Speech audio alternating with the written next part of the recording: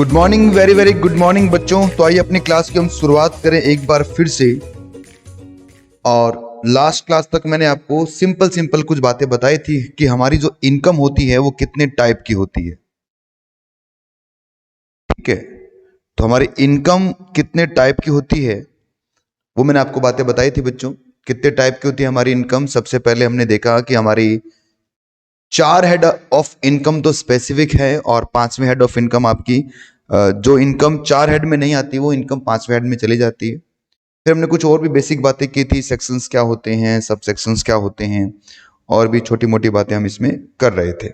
ठीक है सर, ठीक है। अब हम आगे बढ़ रहे हैं बच्चों इसके अंदर, इस चैप्टर में। अब मैं आपको थोड़ा सा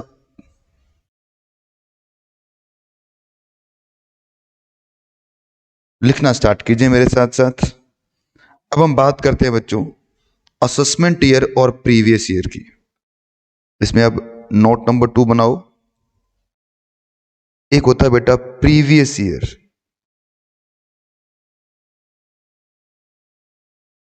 ठीक है, मतलब सर, मतलब ये है कि हमें सर टैक्स कब पे करना होता है। सर टैक्स हम कब पे करेंगे? क्या हमें रोज टैक्स पे करना पड़ता है, या मुझे महीने में एक बार टैक्स पे करना पड़ता है, या साल में एक बार टैक्स पे करना पड़ता है, या जीवन में एक बार टैक्स पे करना पड़ता है? तो गवर्नमेंट ने इसके लिए प्रीवियस ईयर नाम की चीज बना रखी है, और गवर्नमेंट ने बोला है कि आपको प्रीवियस ईयर की इनकम जो आपने अर्न की है उस पर आपको असेसमेंट ईयर में टैक्स पे करना पड़ेगा। मतलब सर मुझे ईयरली बेस पर टैक्स पे करना पड़ता है। ठीक है, तो प्रीवियस ईयर कौन सा ईयर हुआ? प्रीवियस ईयर मतलब ईयर इन विच, या फाइनेंशियल ईयर, इसलिए को financial year, a financial year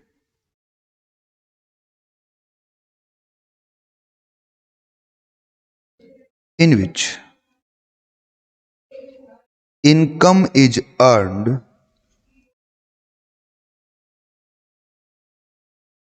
by SSC. Sir ये एसएससी क्या होते हैं? एसएससी का मतलब हो गया बच्चों जिसको टैक्स पे करना है, जो करदाता होता है हमारा, जिसको टैक्स पे करना होता है उसको बोलते हैं हम एसएससी। ठीक है, तो प्रीवियस ईयर का मतलब, प्रीवियस ईयर का मतलब हुआ कि एक ऐसा फाइनेंशियल ईयर जिस ईयर में आप इनकम को क्या करेंगे, कमाएंगे, उसे हम बोलते हैं प्रीवियस ईयर। ठीक है बच्चों, जिस साल इनकम को आप कमाते हैं। अब क्योंकि आप जिस एग्जामिनेशन के लिए मेरे पास यहाँ पर आए हैं, तो मैं बता दूं आपको बेटा कि हम कौन सा प्रीवियस ईयर पढ़ने वाले हैं। आपके एग्जाम के लिए हम कौन सा प्रीवियस ईयर पढ़ेंगे, तो ये वो प्रीवियस ईयर है जो आगे आने वाले 4 महीने तक मैं आपको इसी प्रीवियस ईयर को पढ़ाऊंगा, जो स्टार्ट होगा 1/4/21 को और एंड होगा 31 मार्च 22 को। मतलब सर, मतलब ये वो 12 महीने हैं, ये वो 12 महीने हैं जिसके लिए हम यहाँ इकट्ठे हुए हैं। इस 12 महीने में जो भी इनकम आप अर्न करोगे, ये जो 12 मंथ है आपका, इसमें आप जो भी इनकम अर्न करोगे,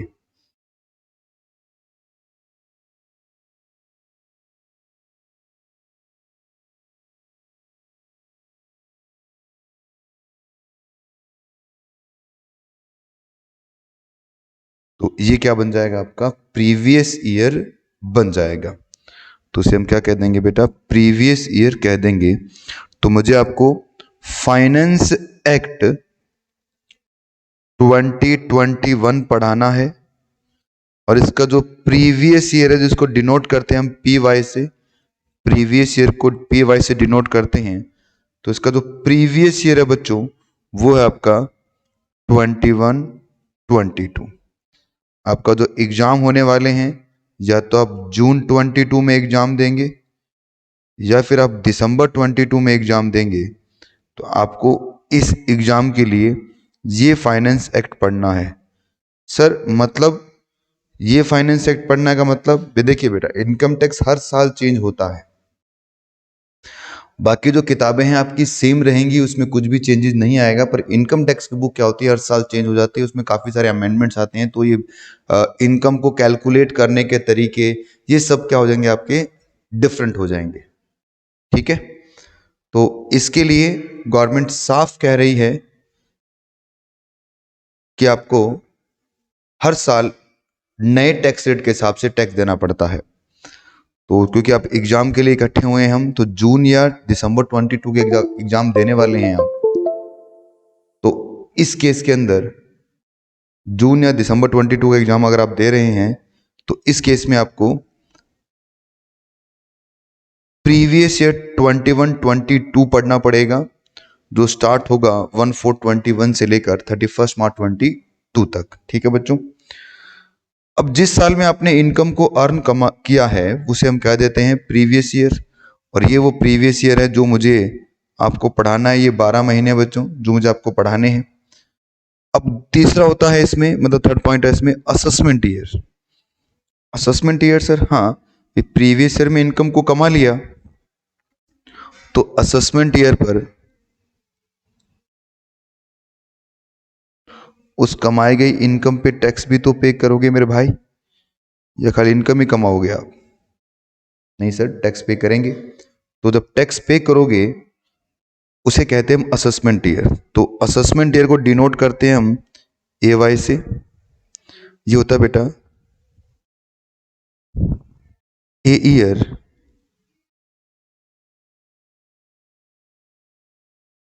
following to previous year.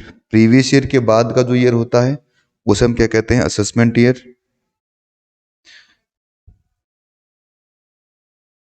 Tax paid by SSC in assessment year. तो जो टैक्स पेड होता है बेटा वो असेसमेंट ईयर में ही पे करेगा। SSC हमारा असेसमेंट ईयर में क्या करेगा, टैक्स पे करेगा। तो अगर मैं अब एक छोटा डायग्राम बनाऊं तो कुछ कहानी इस तरह से नजर आएगी हमें अब, कि सर ये है प्रीवियस ईयर और ये असेसमेंट ईयर। मतलब ये हो गया बेटा जिसमें इनकम को अर्न किया,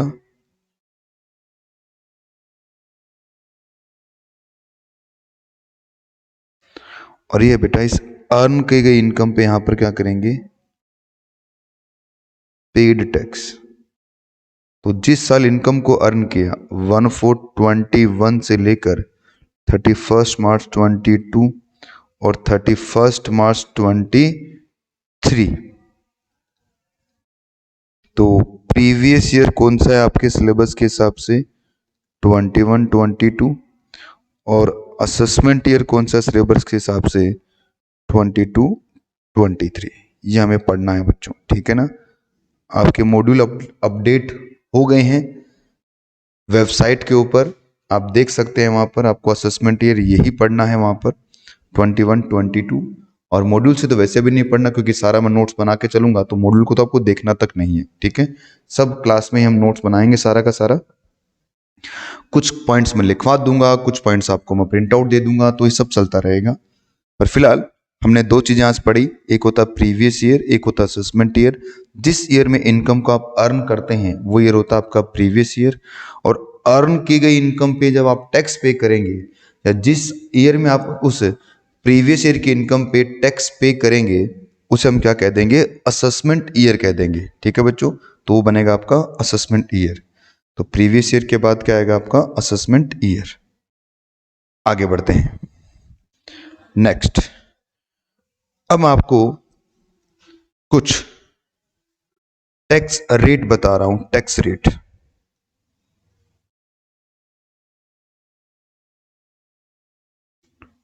टैक्स रेट सर, हाँ, कि सर कौन कौन सी इनकम पर कैसे कैसे कितना कितना टैक्स लगता है, किसे किसे देना पड़ता है। सबसे पहले हम पहला पॉइंट पढ़ने जा रहे हैं बच्चों, tax rate for, tax rate for individual. Sir ये इंडिविजुअल क्या होता है, इंडिविजुअल मतलब बेटा जैसे आप हैं, जैसे मैं हूं, हम लोग इंडिविजुअल्स हैं। नेचुरल पर्सन होते हैं इंडिविजुअल्स, जो सांस लेते हैं, जो बड़े होते हैं, उन्हें हम कहते हैं इंडिविजुअल्स। तो इंडिविजुअल्स पर क्या टैक्स रेट रहता है वो हम पढ़ेंगे। साथ साथ में दूसरा होता है बेटा इसमें HUF, इसका नाम तो सुना ही होगा आपने, हिंदू अनडिवाइडेड फैमिली, उसका टैक्स रेट क्या रहेगा। थर्ड पॉइंट है बेटा इसमें AOP BOI। AOP BOI, sir ये AOP BOI क्या होगा, इसको मैं आपको बिल्कुल एक चैप्टर करवाऊंगा। AOP BOI का एक चैप्टर होगा, उसमें इसका टैक्सेशन के साथ साथ इसका मतलब भी बताऊंगा। पर फिलहाल बता दूं कि AOP BOI का मतलब क्या होता है। AOP BOI का मतलब हो गया कि कुछ लोग मिलकर बिजनेस करते हैं और वो क्या नहीं करते, पार्टनरशिप नहीं कर रहे, या वो अपने आप को रजिस्टर्ड नहीं कर रहे, तरह के पर्टिकुलर इवेंट के लिए वो इकट्ठे हुए हैं, ठीक है ना, तो उसे हम क्या बोल देंगे, AOP BOI बोल देंगे। फिर सुनिए कि आप लोग क्या कर रहे हैं, एक मिलकर बिजनेस कर रहे हैं, 2-4 3-4 लोग मिलकर क्या करने वाले हैं, बिजनेस कर रहे हैं, तो उसे वो नाम दे दिया जाएगा AOP BOI, ठीक है सर। तो इनका जो टैक्स रेट है बच्चों, इनका जो टैक्स रेट है वो कैसे रहेगा। अब देखिए, अगर इन्होंने इनकम अर्न किया है, ये इनका इनकम है और ये इनका टैक्स रेट है, लिखो बेटा साफ सुथरा। अगर इन्होंने इनकम अर्न की,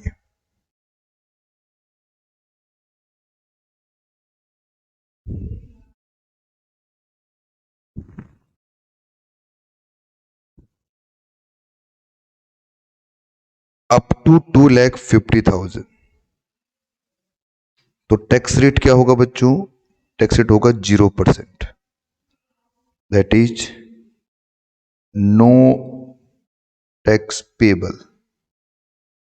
मतलब सर, मतलब अगर कोई इंडिविजुअल 2.5 लाख तक की इनकम इंडिया में कमाता है, 2,50,000 तक की इनकम इंडिया में कमाता है, तो उसे कुछ भी टैक्स पे करने की आवश्यकता नहीं है। पर यदि उसकी इनकम हो जाए 2,50,001 से 5 लाख रुपए तक,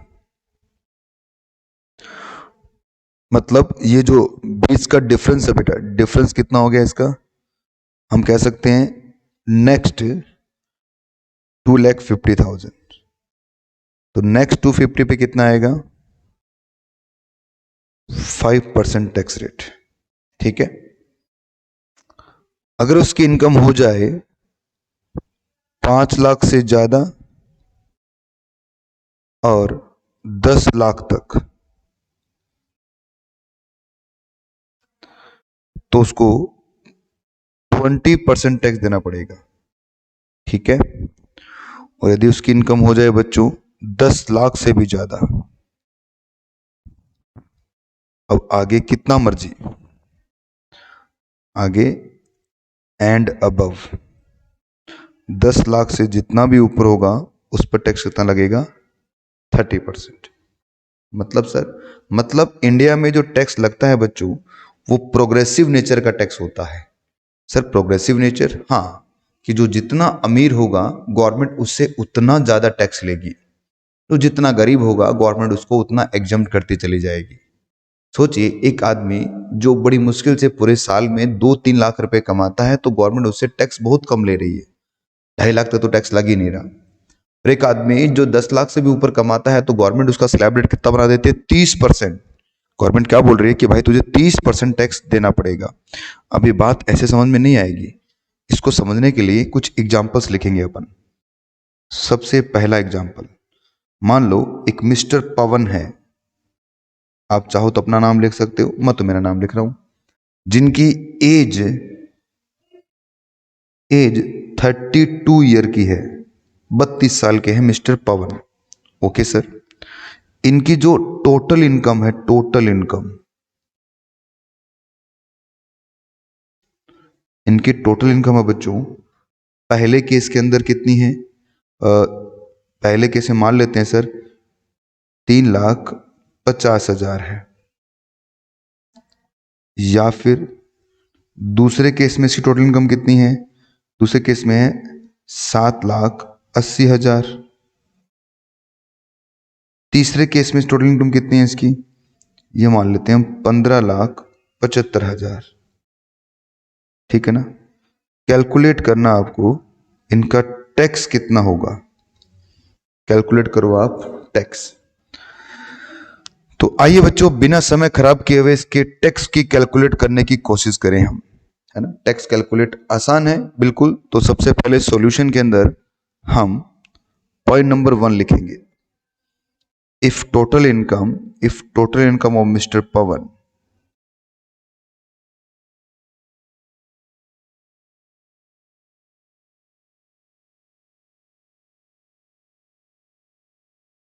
if total income of mister Pawan, बताओ जी कितनी है टोटल इनकम मिस्टर पवन। पहले केस में 3,50,000। तो बताइए बच्चों क्या रूल था हमारा, हमारा रूल था कि सर 2,50,000 तक तो टैक्स लगता नहीं, उसके बाद में 5 लाख तक टैक्स कितना आता है, 5%। अच्छा, इसको ऐसे देखो बेटा आप कि आपकी जो टोटल इनकम है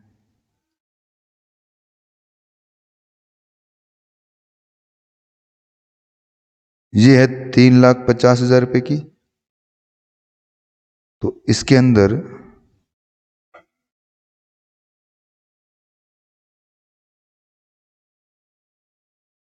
अप टू 2,50,000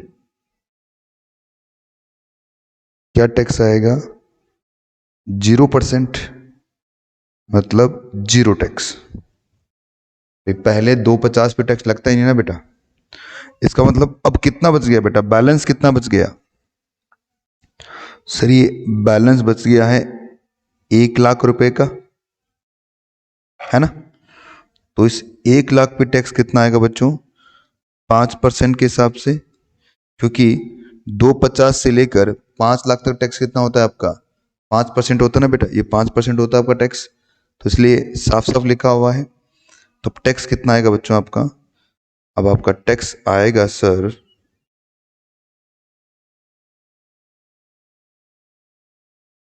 5,000 रुपए का।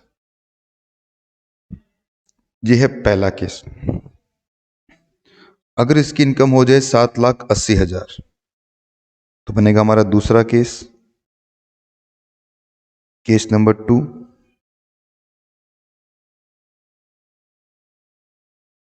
इफ टोटल इनकम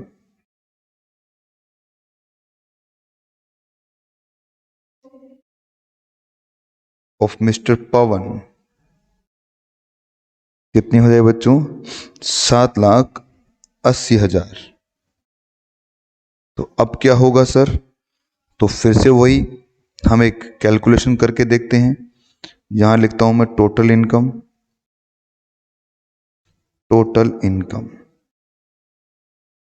कितने बच्चों, 7,80,000।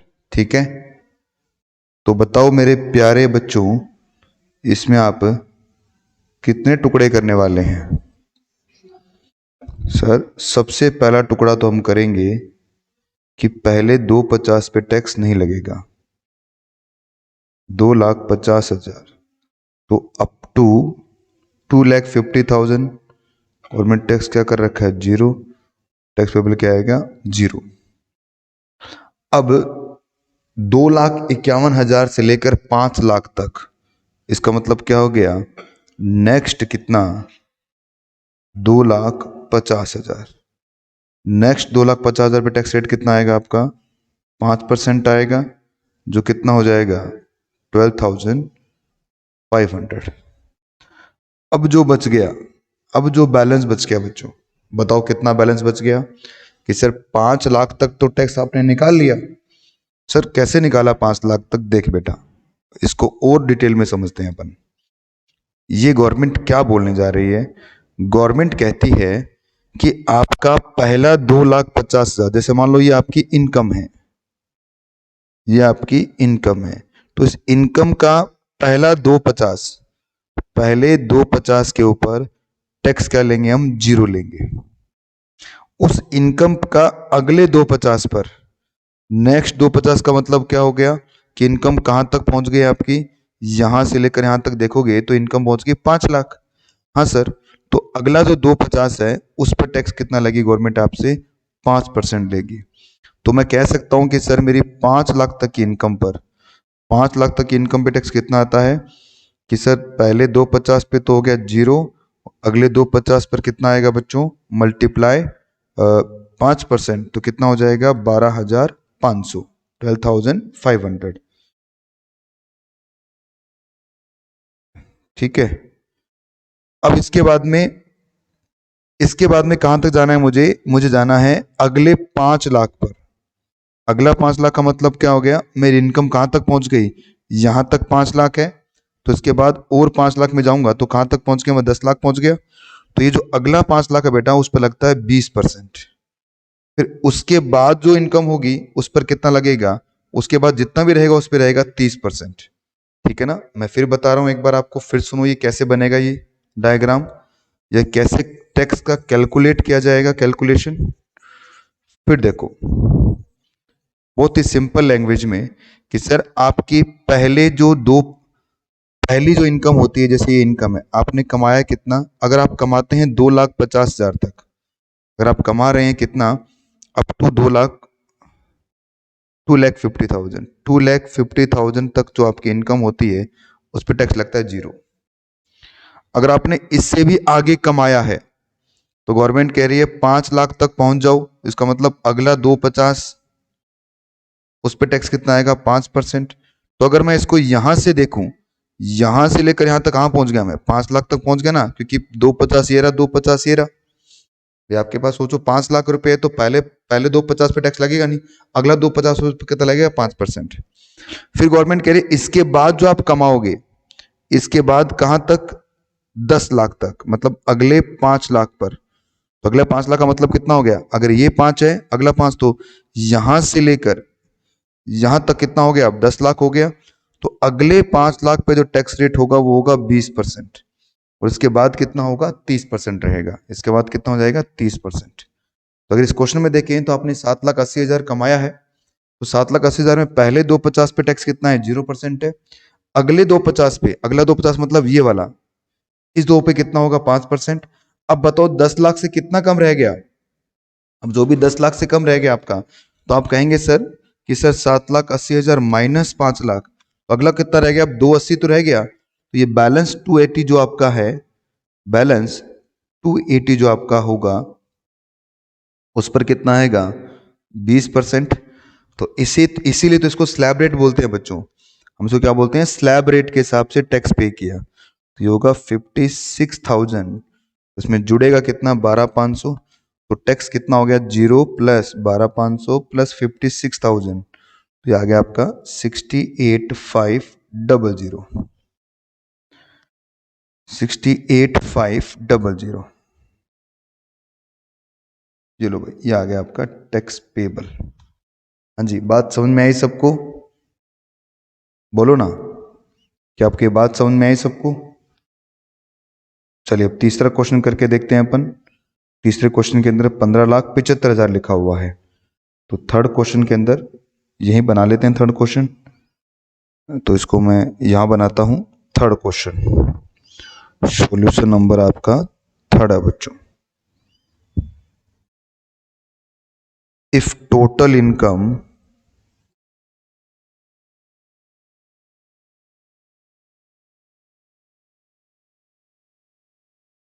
ऑफ मिस्टर पवन, कितना था भाई क्वेश्चन में, सर 15,75,000। तो 15,75,000 पे टैक्स कितना आएगा वो अब बताना है आपको। तो बताओ बच्चों,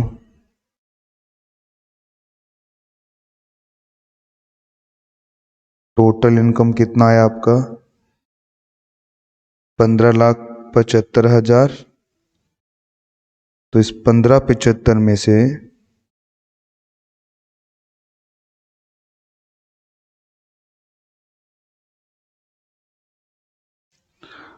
पहले 250 पे टैक्स कितना होगा बच्चों, ये होगा सर 0%, मतलब 0 रुपए। अगले 250 पर नेक्स्ट 250, देखो ये है ना अगला 250, ये वाला, मैं इसकी बात कर रहा हूं अगले 250 की। इस पे टैक्स रहेगा आपका कितना, 5%। It's comes to 12,500। इसके बाद इसका अगला कितना है बच्चों, 5 लाख रुपए। तो इसके बाद जो 5 लाख रुपीज आएगा next 5 lakh rupees per, next 5 lakh rupees per tax rate कितना होगा आपका sir, next 5 lakh rupees per tax rate रहेगा आपका 20%। तो 5 लाख को 20% से आप मल्टीप्लाई करेंगे तो आएगा 1 लाख रुपया। अब मुझे बताओ बेटा कहाँ तक पहुंच गए हम, पहला 2.5 जमा दूसरा 2.5, 5 लाख, फिर जमा 5 लाख, कितना हो गया 10 लाख। अब 10 लाख के बाद कितना बचा हुआ है, उस पे टैक्स रेट कितना लगता है, 10 लाख के बाद जो बच गया उस पे लगता है सर टैक्स रेट आपका 30%। तो बाद कितना बच गया, 5,75,000 बच गया। तो इसका कितना आएगा 30%। तो 30%, 5,75,000 का 30%, तो ये होगा 172,500। तो ये अगर हम टोटल लगाएं तो ये हो जाएगा बेटा आपका 2,85,000 टैक्स पेबल। इन सब का टोटल होगा 2,85,000। बताइए बच्चों बात समझ में आई क्या आपको ये वाली? तो यस सर। कैसे टैक्स निकलता है, मैंने एकदम सिंपल लैंग्वेज, अभी स्टार्ट हुआ है बेटा, बहुत सारी चीजें इसमें देखनी है।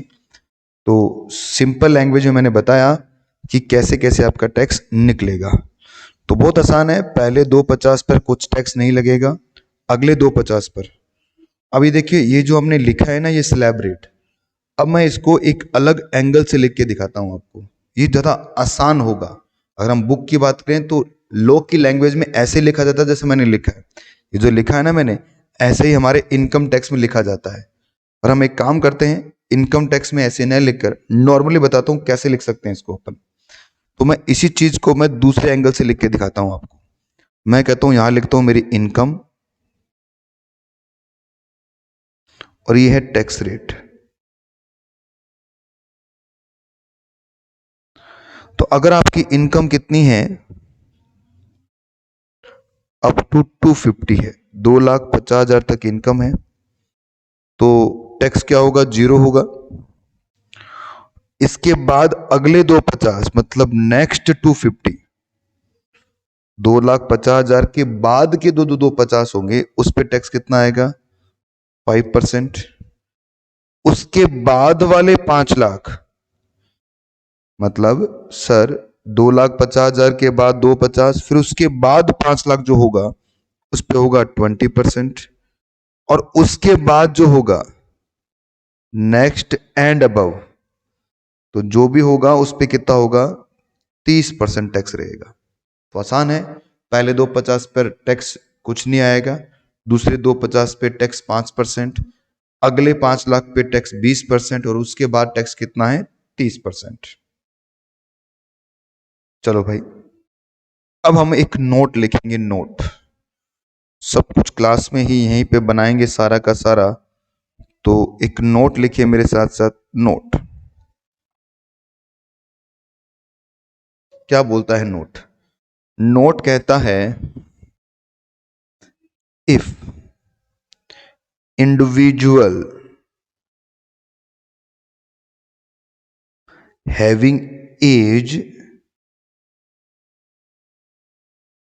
60 ईयर और more during previous year. Sir previous year, हाँ बच्चों, जिस ईयर में इनकम को कमाते हो आप उसे हम बोलते हैं previous year, during previous year, then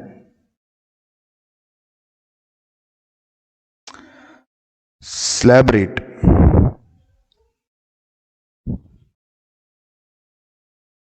will be, that is in case of senior citizen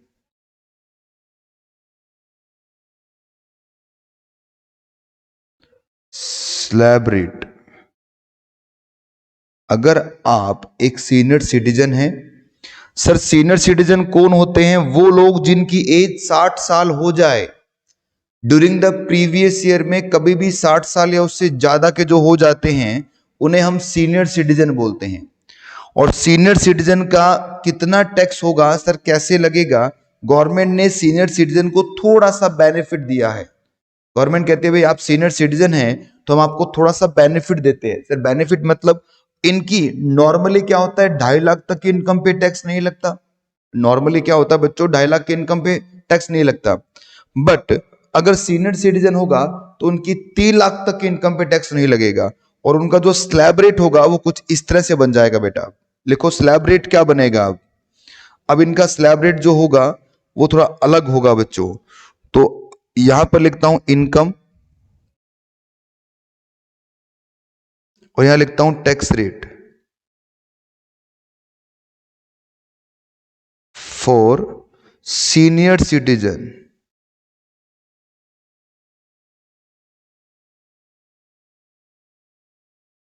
मतलब सर इनकी जो इनकम है वो अप टू कितनी, 3 lakh, up to 3 lakh tax क्या होगा, 0%। फर्क समझ में आ रहा है बेटा? फर्क ये है कि अगर आप एक नॉर्मल हैं तो कितना होगा। नॉर्मल के केस में कितना होता है बच्चों, नॉर्मल के केस में 2,50,000 पे टैक्स नहीं लगता। पर सीनियर सिटीजन केस में कितना हो जाएगा बच्चों, ये हो जाएगा आपका 3 लाख। इसके बाद जो अगला 2 लाख है, अगला 2 लाख, क्योंकि 5 लाख हो गए ना टोटल मिला के। हम पहले 5 लाख ही तो देखते हैं, वहां 2.5 + 2.5 था, यहां 3 + 2 हो जाएगा। टैक्स रेट क्या होगा, 5%। इसके बाद जो अगला 5 लाख है, नेक्स्ट 5 लाख, टैक्स रेट कितना होगा उस पर, 20%। एंड नेक्स्ट एंड अबव इसके बाद जो भी होगा, इसके बाद जो भी होगा उस पर कितना है दोस्तों, 30% टैक्स रेट रहेगा। सर ये तो सेम टू सेम ही है। हाँ बेटा सेम टू सेम है, बस फर्क कितना है, उस 2.5 लाख को 3 पढ़ ले और अगले 2.5 को 2 पढ़ ले। देखना नॉर्मली क्या होता है, पहले 250 पे 0, अगले 250 पे 5%, अगले 5 लाख पे 20% और उसके बाद 30%। ये नॉर्मल था हमारा। अब ये 50,000 यहां से निकाल कर यहां भेज दो तो यहां कितना हो जाएगा, 3 लाख। यहां कितना हो जाएगा, 2 लाख। ये तो 5 लाख रखना ही है आपको। और ये क्या बन जाएगी, आपकी सीनियर सिटीजन की स्लैब रेट बन जाएगी। बताइए मेरे प्यारे बच्चों, क्या आपको ये छोटी सी सिंपल सी बात समझ में आई क्या? हाँ सर, सीनियर सिटीजन का मतलब ऐसा पर्सन जो इंडिया का रेजिडेंट है। सर ये रेजिडेंट क्या होता है हम अगले चैप्टर में बात करेंगे उसकी, पर फिलहाल कि ऐसा कोई पर्सन जिसकी age during the previous year 60 साल या उससे ऊपर हो जाए तो उसे हम क्या कह देंगे, उसे हम सीनियर सिटीजन कह देंगे। और सीनियर सिटीजन केस में टैक्स रेट क्या होगा सर, पहले 3 लाख पर 0% है, अगले 2 लाख पर 5% है, अगले पर 5 लाख और उसके बाद कितना है बच्चों, 30%। Okay sir. अब इसके बाद में छोटी सी बात एक और समझनी चाहिए हमें। सर छोटी सी बात, हाँ मतलब सर एक छोटा सा क्वेश्चन तो बनता है भाई, एक छोटा सा क्वेश्चन ताकि इस पे क्लैरिटी आए कि मिस्टर पवन जो हैं, मिस्टर पवन, उनकी जो इनकम एज, पहले तो लिखता हूं एज, उनकी एज है 62 ईयर की। तो इसका मतलब क्या हो गया, मिस्टर पवन कौन बन गए हैं, सीनियर सिटीजन बन गए हैं। इनकी एज कितनी है, 62 ईयर की। Okay sir. और इनकी जो इनकम है, इनकम है बच्चों 8,80,000। मैंने 8,80,000 कमाया है, तो बताओ मेरा टैक्स कितना आएगा, टैक्स पेबल क्या होगा। तो सबसे पहले अब स्लैब कौन सा लगेगा, सीनियर सिटीजन का लगेगा बच्चों। तो सॉल्यूशन के अंदर जो स्लैब होगा, स्लैब कौन सा अप्लाई होगा, स्लैब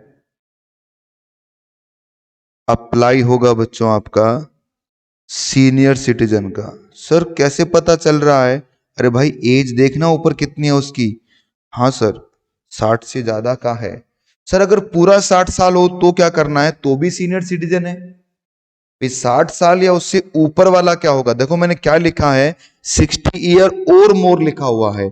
अगर आप पूरे 60 साल के हो भी जाते हैं तो भी सीनियर सिटीजन माने जाएंगे। ओके सर, तो बताइए क्या करोगे आप कि सर इस 8,80,000 में पहले फर्स्ट फर्स्ट मतलब अप टू 3 लाख पे टैक्स क्या होगा बच्चों? सर 0% मतलब कितना? 0 रुपया। उसके बाद में नेक्स्ट 2 लाख पे टैक्स कितना होगा? सर 5% का मतलब हो गया 10,000 रुपया। 1, 2, 3, 4। उसके बाद में बताओ बच्चों कहां तक पहुंच गया? 5 लाख तक पहुंच गए। अब उसके बाद जो भी बैलेंस बच गया, कितना बच गया? 3,80,000 का ही बैलेंस बचेगा ना? हाँ सर, उस पर कितना आएगा? उस पे तो पूरा कितना रहेगा? 20%। उसमें तो कुछ चेंज भी नहीं है, तो इसका मतलब कितना आएगा बच्चों? ये 76,000। तो टोटल टैक्स कितना आ गया? 86,000। हाँ जी बच्चों, समझ में आ रहा है क्या ये बात? बहुत ही इजी और सिंपल लैंग्वेज की जो बात है वो आपको समझ में आ रही है क्या? हाँ जी सर, समझ में आ रही है। आगे बढ़ते हैं। तो ये था सीनियर सिटीजन। और अब एक अगला नोट, साथ साथ लिखते रहना बच्चों, साथ साथ लिखते रहना। और मैं आपको कह रहा हूं कि जो नोट्स हम तैयार करेंगे उस नोट्स के बाहर कुछ भी नहीं रहेगा। मैं आपको एक दो डेमो भी दिखा चुका हूं कि किस तरह से नोट्स बनेंगे हमारे। कॉपी लगाना बच्चों। मैं जो बच्चे आज फर्स्ट डे क्लास में आ रहे हैं, शायद हो सकता हूं उनको मैं फिर से बता दूं। अभी मैंने एक बैच कंप्लीट किया है सीएस का, तो उसके मैं नोट्स दिखाता हूं। बेटा देखो, इस तरह से हम कंप्लीट नोट्स बनाएंगे क्लास के अंदर ही। आपका जो मॉड्यूल है 900 1000 पेज का, उस मॉड्यूल को हम नहीं पढ़ पाएंगे बेटा। ये मोटा मॉड्यूल बनाया इंस्टीट्यूट ने, सब कुछ डाल दिया। और मैं कल बता भी रहा था आपको कि आपका सिलेबस का, आपके सिलेबस को अगर हम कंपेयर करें दूसरे सब्जेक्ट से, तो सीएमए का जो सिलेबस होता है टैक्स का, उसके मुकाबले आपका सिलेबस दुगने से भी ज्यादा है। सीएमए में वो 2.5 पेपर हैं, आपको एक पेपर में डाल दिया। अगर सीए के साथ कंपेयर करें तो 1.5 गुने से ज्यादा है। और सीएस का तो इतना बड़ा सिलेबस दे दिया। तो अब इस पूरे सिलेबस 900 पेज को हम कैसे रिटेन करेंगे? बुक से नहीं पढ़ सकते बच्चों, भूल जाना बुक से पढ़ने वाली बात। तो हम सब क्या करेंगे, हम क्लास में ही एक एक चीज, जैसे अब दिख रहे हैं ना आपको ये, एक एक चीज का हम डायग्राम बनाएंगे, हम समझेंगे क्लास के अंदर।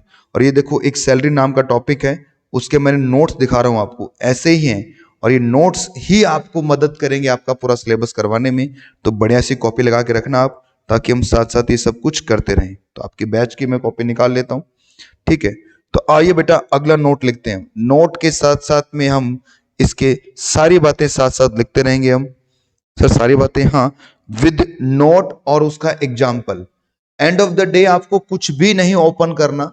जो प्रैक्टिस सेट आपको मिलेंगे, बस उस प्रैक्टिस सेट को करना चाहो तो कर लेना। बस मेरी जो नोट्स है उसको पढ़ते रहना आप, कहीं नहीं अटकने वाले आप, पूरे पेपर में अच्छे नंबर लेके आओगे। चलिए भाई बढ़ते हैं आगे। नोट नंबर अगला है हमारा। अब पहले वाला नोट बताओ क्या था? इफ इंडिविजुअल हैविंग एज कितना था? 60 और मोर। अब देखो क्या लिखता हूं मैं, इफ इंडिविजुअल हैविंग एज 80 और मोर है, मतलब 80 साल से भी ऊपर हो जाए, तो यहां पर हम क्या करे थे? 60 और मोर, यहां 80 और more during the previous year.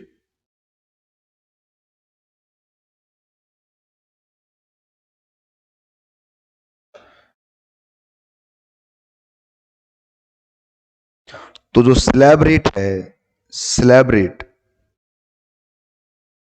Will be, तो स्लैब रेट क्या होगा? अब यहां पर लिखेंगे that is if individual plus 80 year और मोर। अगर इंडिविजुअल प्लस हो जाए उसमें 80 ईयर और मोर, तो उसे हम कहते हैं बच्चों very senior citizen. Very senior citizen. और कुछ किताबें बोलती है इसको super senior citizen. Super senior citizen. अब चाहे सुपर सीनियर बोलिए चाहे वेरी सीनियर बोलिए, बात तो एक ही है। अच्छा सर, इसका मतलब ये हुआ कि अगर एज आपकी 59 ईयर तक रहेगी तो आप एक नॉर्मल सिटीजन हैं। हाँ, आपका स्लैब कितना होगा? 2.5 लाख तक एग्जेम्प्ट। हाँ बेटा, बिल्कुल सही बोला आपने। और यदि आपकी एज कहां तक 79 ईयर तक पहुंच जाए तो आपको हम बोलेंगे सीनियर सिटीजन। हम क्या कह देंगे? Senior citizen. और इस केस में, इस सीनियर सिटीजन केस में जो एग्जाम्स होगा कितना होगा? 3 लाख एग्जाम्ट होगा, है ना? हाँ सर। और इसके बाद जो भी होगा, इसके बाद जो भी होगा उसको नाम क्या दिया गया है? Very senior citizen. यहां लिखता हूं मैं very oblique super senior citizen, super senior citizen. ठीक है। और यहां पर आपकी 5 लाख तक की इनकम क्या रहती है? एग्जम्प्ट रहती है सर? हाँ। मतलब स्लैब कैसे बनेगा? यहां लिखता हूं इनकम, यहां लिखता हूं टैक्स रेट। तो इनकम में क्या लिखूंगा? अब to 5 lakh rupees. Sir 5 lakh? हाँ बेटा, आदमी बूढ़ा भी तो हो गया, देखो ना, 80 साल से ऊपर का बुजुर्ग आदमी है, टैक्स लेते हुए अच्छा लगता है क्या? गवर्नमेंट क्या बोलेगी कि इससे क्या टैक्स लें बेचारे से? अच्छी बात है कि कमा रहा है 80 साल की एज में भी, यही बहुत बड़ी बात है। तो 5 लाख तक की इनकम पे जो टैक्स लगेगा वो लगेगा 0%। और इसके बाद में जो अगला 5 लाख होगा, नेक्स्ट 5 लाख रुपीज, उस पर लगेगा सीधा 20%। अच्छा सर, इसका मतलब ये हो गया इनका जो 5% वाली स्लैब जो होती है वो गवर्नमेंट ने हटा दी, और गवर्नमेंट ने सीधा कितना कर दिया इन पे? 5 की जगह, सॉरी, सीधा ही क्या कर दिया इन्होंने? 5% वाले स्लैब हटा के 2.5 लाख में 2.5 लाख और जोड़ दिया और उसका इनकम 5 लाख बना दिया। इसके अगले वाला नेक्स्ट जो होगा उस पर कितना लगेगा? 30% टैक्स लग जाएगा। अब इस क्वेश्चन को भी समझने के लिए एक छोटा सा हल्का फुल्का क्वेश्चन बना लेते हैं बच्चों, कि मान लो एक मिस्टर पवन है और जिनकी एज है 82 ईयर, ठीक है, और उनकी जो इनकम है बच्चों, इनकम कितनी रखें भाई? सर इस बार रखो आप 18,50,000। चलो कोई बात नहीं, कैलकुलेट करो टैक्स कितना आएगा। तो सॉल्यूशन यही बना देता हूं भाई, है ना? सॉल्यूशन में टैक्स कितना आएगा आइए मैं आपको बताता हूं कितना टैक्स आएगा। और सबसे पहले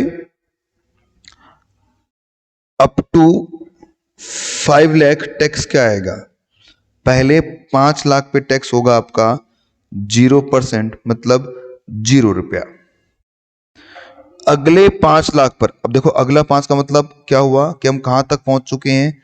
हम पहुंच चुके हैं 10 लाख तक। कितना होगा टैक्स आपका? 1 लाख। इसके बाद कितना बच गया सर? 8,50,000 बच गया। इस पर टैक्स कितना आएगा आपका? 30%। सर जब हम बीकॉम में थे या जब हमने किसी कहीं और देखा था तो वहां तो सर वो एजुकेशन सेस नाम से जोड़कर वो 4% कुछ और भी जोड़ते थे इसके अंदर। वो आप क्यों नहीं जोड़ रहे सर इसमें? वो बेटा मैं आपको कल सिखाऊंगा कि एजुकेशन सेस वगैरह क्या होते हैं, कहाँ से आते हैं, तो वो बातें हम कल करेंगे। पर फिलहाल आज के लिए मैंने आपको इंडिविजुअल के टैक्स रेट बताए हैं। इंडिविजुअल पर एक बात हमें पता चली कि इंडिविजुअल जो होता है उसका जो टैक्स रेट होता है वो स्लैब रेट के हिसाब से चलता है, कि जो भी उसका स्लैब होगा उस स्लैब के हिसाब से उस पर टैक्स चलेगा। स्लैब के हिसाब से उसको टैक्स देना पड़ता है किसको? इंडिविजुअल को। ओके सर, ठीक है।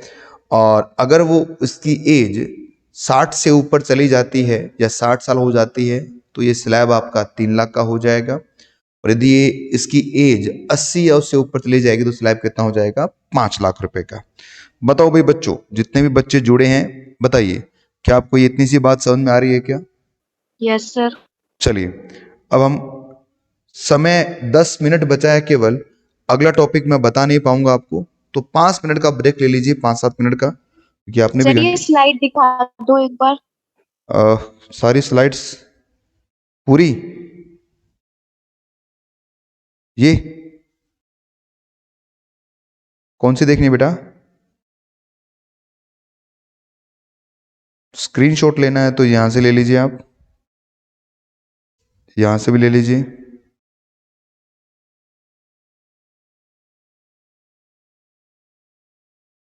ये आज की क्लास थी हमारी, यहां से ये देखिए, असेसमेंट ईयर प्रीवियस ईयर। ठीक है, तो ये अभी तो स्टार्ट हुए हैं बच्चों, बहुत सारे टॉपिक यहाँ पर करेंगे अपन बेसिक के अंदर। और क्लास डेली रहेगी आपकी, डेली चलती रहेगी क्लास। ये टाइमिंग सूटेबल है ना, सुबह 8 बजे का आपको? Yes sir. अब 1-2 दिन में आपकी बाकी क्लासेस भी हम स्टार्ट कर देंगे। अभी तो सिर्फ 2 ही क्लास चल रही होगी आपकी, टैक्स की और शायद लॉ की क्लास चल रही है आपकी। अभी 2-3 दिन में आपकी बाकी क्लासेस भी हम स्टार्ट कर लेंगे। जैसे बच्चे जुड़ने स्टार्ट हो जाएंगे तो जितने भी बाकी क्लासेस हैं उनको भी हम यहाँ स्टार्ट कर देंगे। ठीक है? No sir. खुशी, क्या कहना चाह रहे हो बेटा आप?